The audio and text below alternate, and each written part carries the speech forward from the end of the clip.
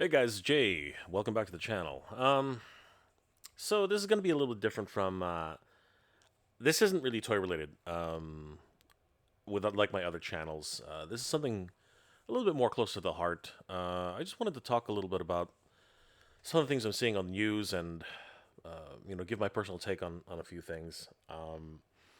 So as many of you know, a lot of things are happening down in California, and apparently they're going all over the different states, which is just well, it's sad in a lot of ways and very difficult. But I think at the heart of everything that's happening, obviously my heart goes out to everybody, and my thoughts and my prayers for everybody out there who's being displaced or has been affected or has lost a loved one through this, which is just absolutely horrific, and terrible. And my heart goes out to you. It's not something that anybody should have to go through at all.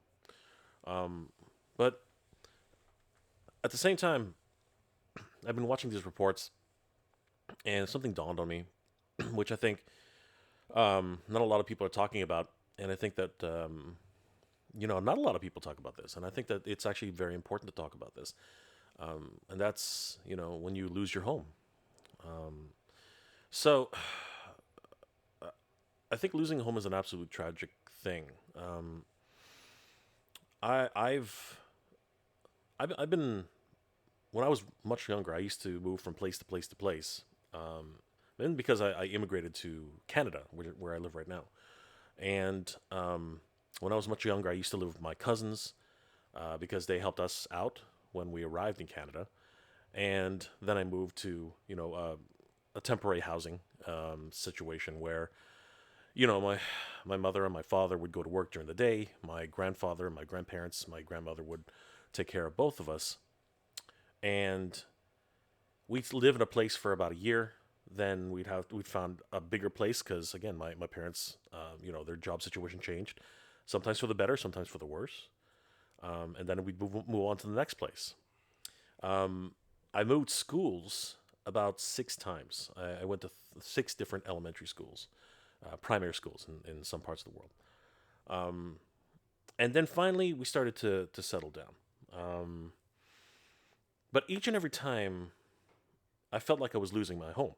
I would settle down for a little bit, make friends in a neighborhood, and then all of a sudden, a year later, I'd be up and out into a new neighborhood, a new school, a new environment, and it was rough. It was rough on me. It was rough on my brother, and it was rough on my family. I mean, being an immigrant family, it can be very very tough, and I think that there are a lot of you out there who are also immigrant families and are dealing with much the same thing.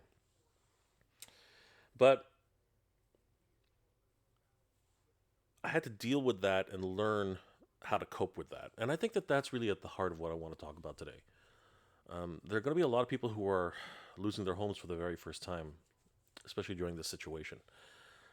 And for whatever, and you know what, not just for the current situation with fire and with displacement and all the other situations that are happening right now.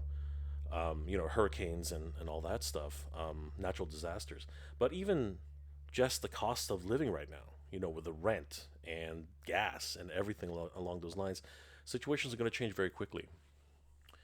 And, I thought that I would just, sit here and talk a little bit about how I ended up coping with that and how I ended up dealing with, losing and changing situations very, very quickly. So I want to talk about something which is a little bit more personal to me, but again, I think it's very important to talk about these types of things. So when I was about when I was just entering high school, a little bit after here in Canada is called grade 9. I guess it's called junior high in or senior high. I can't in the United States. I'm not really 100% sure, but basically, right after I exited primary school, and then moving into high school, my parents really started to have problems, and eventually, a few years later, they ended up separating. And this was a huge shock to me. This was a massive shock to me. I mean, like, I've always had my parents, always had my grandparents, and I grew up. I was very fortunate in a lot of ways that I had both my parents. And you know what? A lot of what you see behind me, a lot of my love for toys, my love for comic books, my love for video games, it all came from the fact that my parents allowed me to have a lot of extras. You know what I mean? And I really appreciate that about what they did for me. But I don't know if you can imagine it. Around just entering high school, second year maybe, and all of a sudden that all disappears. And my parents couldn't live in the same house together, meaning that I couldn't live in the same house as my father, right? And that was a huge blow. My mom decided to take my brother and myself and move into basically an environment which I was not accustomed to. Much like, and I literally did feel like I was losing my home. And even at that point, I'd only lived in the home that we moved into. We actually bought our first home. That was the craziest thing about it too. We actually bought our first home. It was a really small 2-story home, but we lived there about 2.5 years before everything started to go south. And then we moved to a slightly bigger home, which we couldn't afford. And then a recession hit in the 90s. And that's actually the crux of what happened. So we pretty much lost that home. And I had to go find a new home with my mom. We ended up at the first, I guess, few months living with one of her friends. And she allowed us to stay in their basement. It was a semi finished basement. And what that means, for those of you who don't know, half the basement is finished, but there's like a storeroom or like somewhere in the other side of the house. There's it's unfinished. So if you ever been in a basement, well, okay, so I think I should explain that too. In the northern states as well as Canada, we have basements. Where I know that some of the southern states and things like, and you guys don't actually have any basements. So a basement is what's underneath the house. You actually go all the way underneath. You see it in some movies and things like that. So if you okay, so a really good example of it is Macaulay Culkin in Home Alone. He has a basement. So if you ever watched Home Alone and you see him walking down the stairs and there's that huge furnace monster, that was similar to where I was living. I was living in a place which actually had a furnace exposed, right? And I could every night it would turn on, and you would hear the rumbling, and you would hear the blowing of the furnace, and on the other side there would be one room for my mom, one room for myself, and then an open area where my grandfather and my grandmother and my brother would end up sleeping on two pull-out couches that we owned. It was a rough situation. Luckily, we didn't stay there too long. But I wanted to talk about that transitional period and how scary it is. And I think that is going to be something that a lot of people are going to be experiencing right now with everything that's happening again with the hurricanes, with the fires and all that, and pretty much like I said, the rent getting so high and everything. You're going to have to downsize. You're going to have to change. Things are going to, especially the temporary housing. Now, in a lot of cases, some people are going to be covered by insurance. You're going to go to a hotel. You're going to go to someplace that's manageable, depending on the insurance that you got. But if you don't have insurance, you might end up finding yourself having to, like I said, downsize from what you're used to. Giving you an example of what happened with this particular case, moving into my mom's friend's house, it was half finished. So, like I said, the furnace was exposed. The floors weren't even carpeted or tiled or anything like that. And at night, like I said, you could hear the blowing and everything. So there was a lot of discomfort. I got my own room, but it was full to the brim with all of our stuff. So I had my bed, and I had all the stuff that we had taken from my main house. And the house that we moved out of was massive. It was a 3.5 bedroom. No, sorry, it was a 4 bedroom duplex, for first floor, second floor, and a basement. It had a huge living room, had all that stuff, all the amenities, and we went from that to a basement. You know what I mean? Half finished basement. It wasn't even finished. So the first thing, other than my room, which I shared with most of our stuff,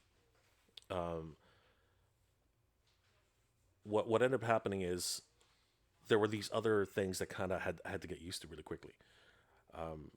The living room, of course, is where my brother and my grandfather ended up, and my grandmother ended up having to use temporarily. So you can imagine the TV was there, a couple of couches which had pull out couches, and it was really cramped. But what really got me, I think the one thing that really got me when we moved out there was the kitchen. It wasn't really so much a kitchen that it was just a sink, a small range, and a fridge tucked away in the corner. And it was in a dark corner. Um, and when you're used to a bigger house, and then you got come into just a basement, it really messes with you. I remember going in there one time and having to wash, some dishes after we had dinner, and it was so dark in that little corner that I had to turn the range hood on to just be able to see anything. And it was an older sink. Obviously, it hadn't been used in a couple of years, so you know there was like build up everywhere, right? And the sink wasn't particularly clean. And that's when I really hit me, where I was kind of like, what are we gonna do? What's next? Like, I don't understand what's happening. And I genuinely was scared. I was a kid, you know what I mean? Just getting high school. My brother too. He was still in grade school, primary school, and my mom every night, she'd cry herself to sleep. It was a really bad situation around that time. I had to learn how to walk to school for the first time. Sorry, walking to school is not what I tried to want to say. I had to learn to walk to where the bus stop was, because in my old house, it literally was, just walking outside and heading two doors down, and there's the bus. Um, uh, and then I just, TT. Well, we call it the TTC here. It's the Toronto Transit um, Commission, and it was easy to get to. It was literally right in front of my house. This one, I had to actually walk through a neighborhood, into another street and onto the main street, and then get the bus from there. And again, I didn't know my way around the neighborhood. I didn't know, where to go. My mom had to get up early for work, so I was pretty much on my own. And at that time, I didn't tell anybody what was going on, and I think that was a mistake. Um, one thing that I did back then, which I regret, is not reaching out to people, not telling people my situation, not sharing with people how difficult it was. But you see, I grew up in a time where you sort of had to tough these things out. You know what I mean? Um, it was a time where guys are guys and girls are girls, and you know especially in high school during that time, it was. I'm not, I'm a Filipino guy, right, in a Filipino school. Mostly there were like different ethnicities. It was a really crazy place where I grew up. Um, but it's one of these things where when I was growing up, showing that, opening yourself up to other people was not a good idea sometimes. You're still trying to figure this out with high school, right? Where who to trust, what to who are your real friends, who are people who are gonna do this. And I had just entered high school, so I had a few good friends that I had made the year before, but you just don't know if you can trust them with this type of information. Um, and now today, there's a lot of this. It's a different scenario today. People in schools, people in high schools, people in things like that.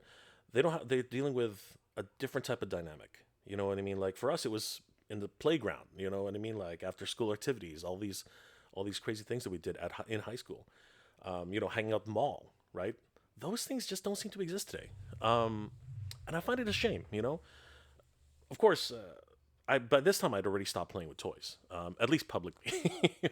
I didn't take them to school or anything like that. But today's different. Today there's a lot of iPads and Nintendo Wii's and all these other like gadgets that young people use to distract themselves. Back then, you know what? It was for us. It was like playing hopscotch and skipping rope and just hanging out with your friends. And that's one thing that I really did not understand, that I should rely on my friends a little bit. There were some personal things that I decided were I needed to keep personal, whether I was ashamed of my new situation or not. I I think it would have been knowing what I know now, knowing the friends I have now, and who stuck by me all those years. It would have been a lot easier to confide in somebody. But when you're just entering high school and you're just meeting new friends, or maybe even the friends you got from elementary school, they're not the same anymore. People change, right? But I didn't really confide in anybody other than my close family friends. I had a friend. His name is Pat. He knew my situation.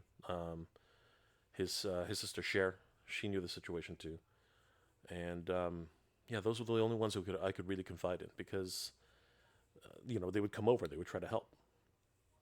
But I think that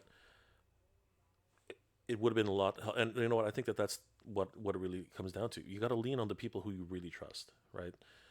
If it's not the friends and family you have, if it's not the friends that you have in your school, your work or whatever, then you know what? Reach out to your family, right? They're the ones who are going to really help you. So from that small little basement apartment, we moved into a slightly larger basement apartment. Actually, you know what? I'm going to be honest. It was a much larger basement apartment. But before I get back to that, I did want to talk a little bit about the uncomfortableness of being in a strange place. So, like I said, the furnace itself was exposed. Like it was pretty much right where we were, and every single night it would turn on and it would rattle. It would, the central air would go everywhere. Try sleeping with that, even if you're in a separate room. Try sleeping with that. And I can only imagine what my grandparents and my brother were going through trying to sleep in the living room with that. It's an uneasy situation. The other thing is, if you've ever lived in an apartment building, an older apartment building, pardon me, imagine you can hear people walking on the floor at the top, maybe even people on the bottom, if the soundproofing is a little bit, less. In the basement, it's even less so. There's very little padding at the top. There's very little soundproofing at the top, if any. And you can literally hear everybody stomping around. And the friends that my mom had little kids, and they were running around and stomping and everything. So try relaxing in that environment. I know how difficult it can be. From there, we moved into a slightly larger, no, I'm going to say a much larger basement apartment. And there, I got my own room. My brother got his own room, and my grandparents at that point decided that they couldn't really stay with us, which I totally understand. So they ended up moving to my aunt and uncle's place. And this made things easier but harder at the same time. The support system that my grandparents gave us was no longer there. Like my grandmother would often cook for us. My grandfather would usually take care of, my brother. All that disappeared. Now I had to take care of my brother when nobody was around, and we we we had to support each other. And that was a big thing. I started getting more friends, and this is, I think, around the time you start understanding what you need to do. And I think that this is something that I hope this helps the reason I'm telling this story is I'm hoping that it helps somebody out there who's going through a similar situation. The same, uncomfortableness when you first move into a place happens, because it's not yours. You don't own this place.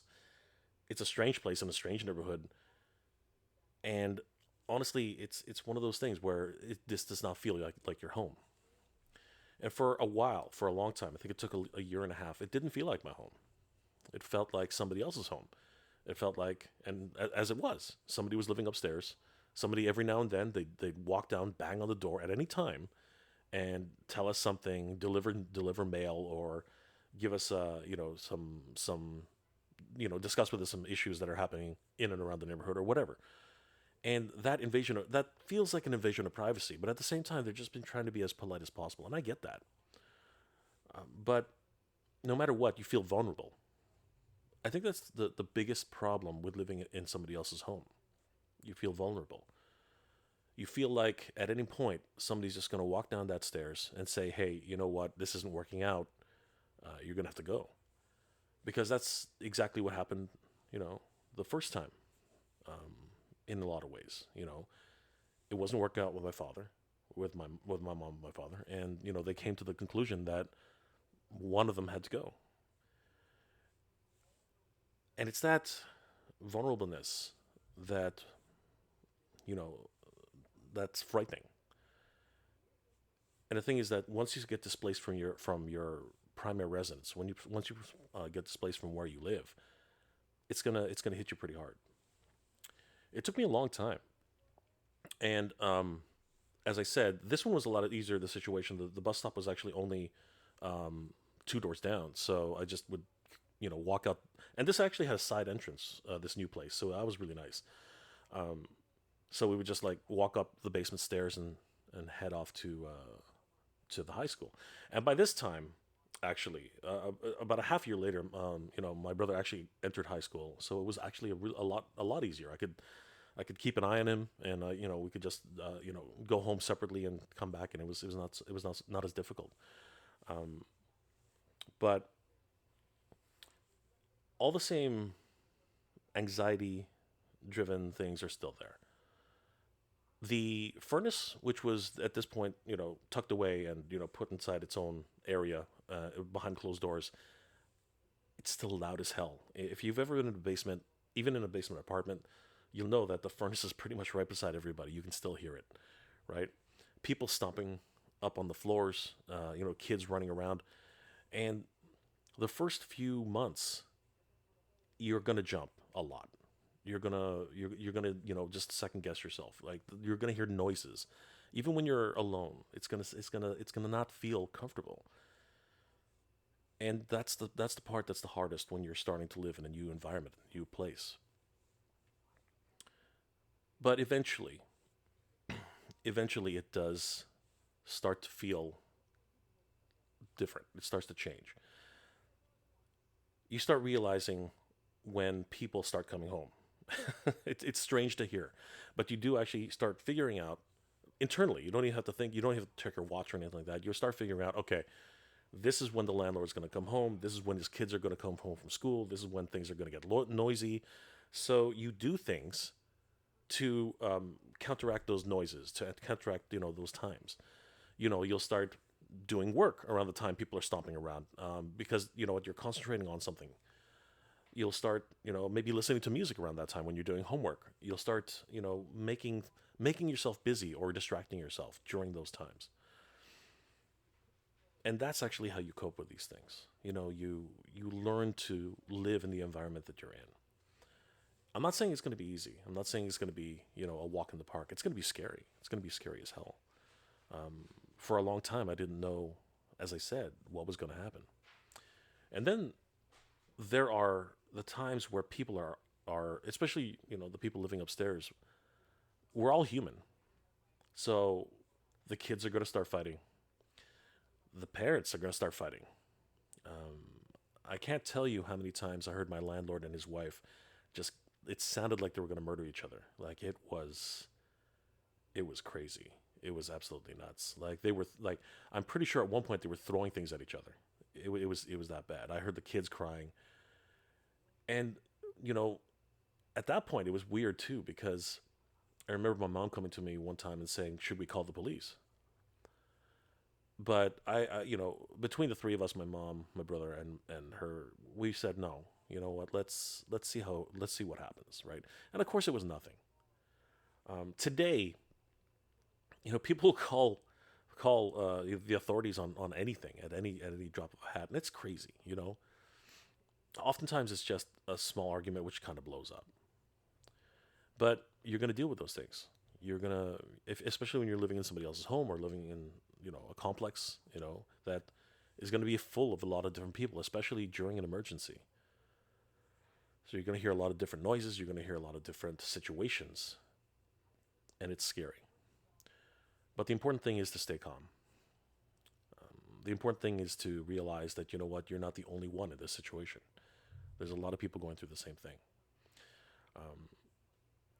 And like I said, around that time, I was making really good friends in high school and places where I was going. And I started inviting people over. I think that was one of the hardest things to do. There was obviously a stigma, a fear that I had about letting people into the situation I was in. I mean, I wasn't living at home. I was living in somebody else's home. It wasn't the biggest place. I couldn't really host too many people in there. And then there's my mom to think about, and my brother. Like, what are they going to think if I bring somebody over, right? So I had to have that discussion with them first, and to see if they were comfortable with having somebody over. But I think my mom pretty much realized pretty quickly that it's important to let her kids, be kids, and I think that's a big thing. And I think it's a big thing for anybody who is in your situation, that you need to give your kids the freedom that they need. I'm not telling anybody what to do, but it helped me a lot being able to bring over some friends who, even though at the time I was thinking to myself, I wonder what they're going to think. I realized that my real friends, the ones who wanted to be supportive and really cared about me, they didn't give a care in the world as to where I was or where I lived or who or how I lived. All they wanted to do was have fun, and that I think was the most important part. And I think that that's the most important part about this situation, or the situation that you might find yourselves in. Figure out a way to have fun, whether it's video games, whether it's board games, whether it's just making your environment a little bit more livable. A project, some sort of like this new place is different, right? So maybe you got to spruce it up a little bit. I don't know if the landlord would let you paint the place or not, but maybe that's what you need to do. Maybe some new furniture you can find on Kijiji or on Facebook Marketplace. Just change your environment to suit what you need and what you need at that time. It helps a lot, and it can really help you get through these tough times, because it is a scary situation. And eventually, as time went on, it became a home. And I think that's the it's in a lot of ways that's the problem, because usually you think that these places are going to be temporary. Usually you think, okay, this is going to be a year, 2 years max. But that 2 years turns to 3 years. That 3 years turns to 4 years. That 4 years turns to 5 years.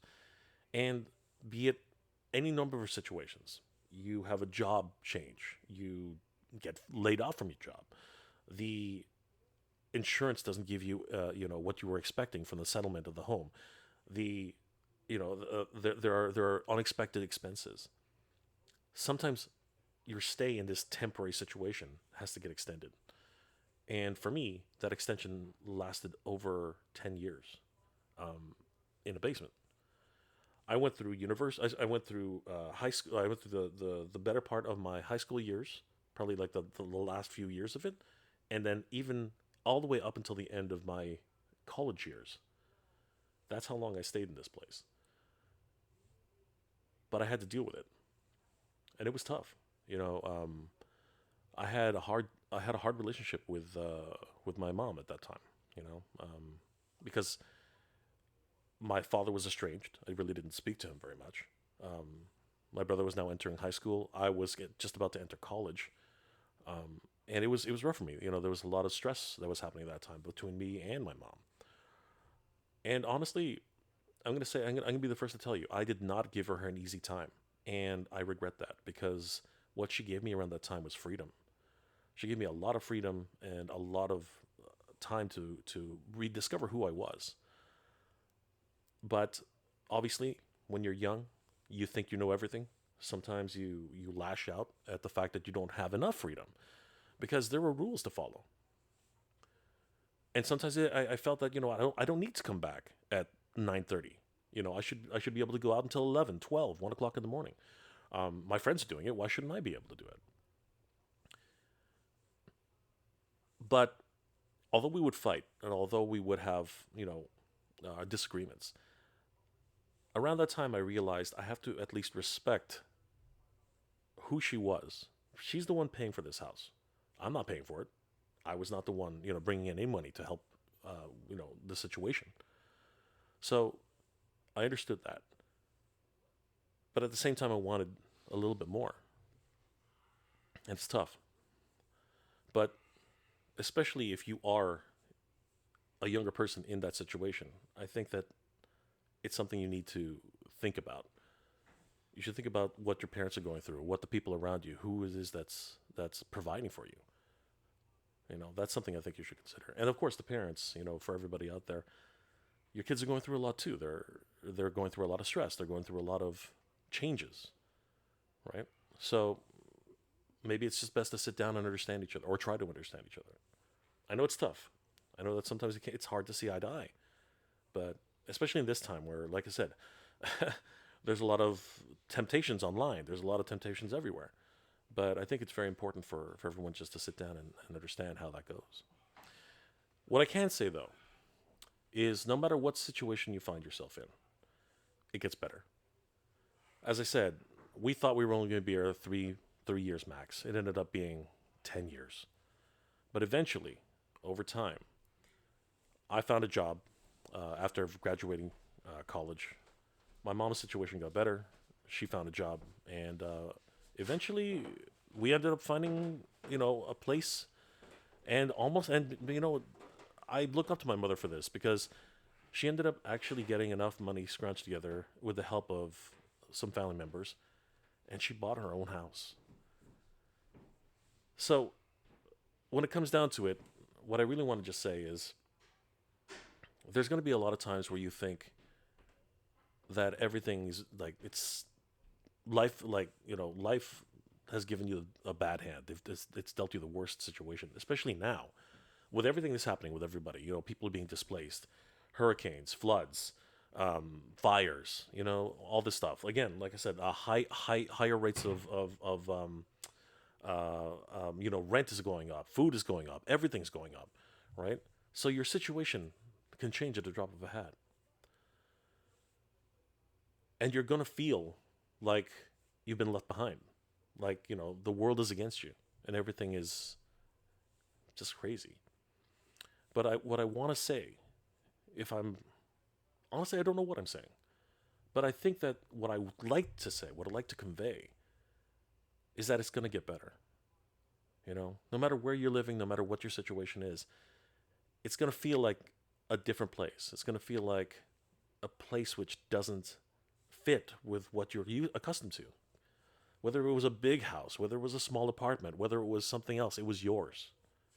That's where you were used to living. That's where you knew every notch, every chip of paint in the walls, every crack in the walls, every stain on the floor. You knew everything about that house. And now it's gone, or it's changed, or it's going to take a year or 3 years to get it rebuilt. And this place that you're living in now, that you've been put in, it's not home. At least it doesn't feel that way. But I'm here to tell you that you'll figure it out. It's going to get better. It's going to be okay. I've been in many situations where I've been moved to place to place to place. I got used to a place, then I had to go to another place, then I had to figure it out. And yeah, it's scary. Every single time was new. Every single time was different. Every single time I didn't know who to rely on. But it'll get better. It'll get better. You'll find people to connect with. Those people will help you out. And you know what? The people around you are the most important and the ones you should really take care of. I just want to say that I can never, ever understand what it's like to lose a home to fire, what it's like to lose a home to a hurricane, what it's like to lose a home to natural disasters. I have no idea how that's like, and I can't imagine what you guys are going through. Anyone's going through that. But what I can say is that I know what it's like to lose a home. I know what it's like to have been comfortable in a place for so long, and then all of a sudden have to get up, leave, and go to a place that I've never been to, that people are stomping on the roof. The furnace is going so loud that I can't sleep. And every little noise makes me jump. I know what that's like. And that might be what you're going through. It might not be what you're going through.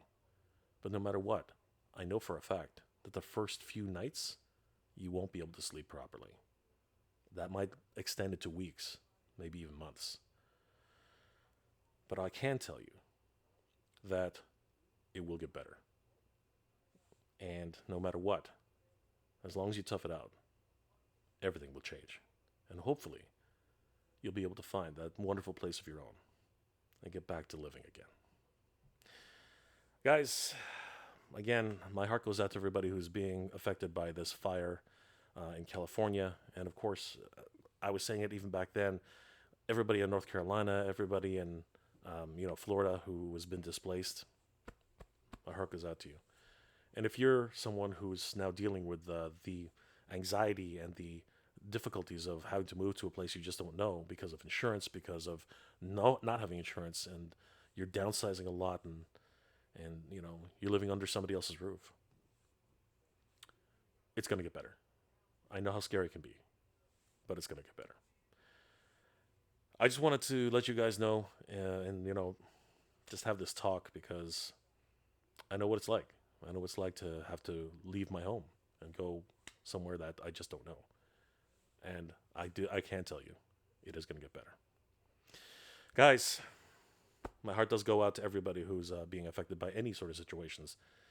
And of course, I hope you're all doing well and staying safe. Take care of each other, guys.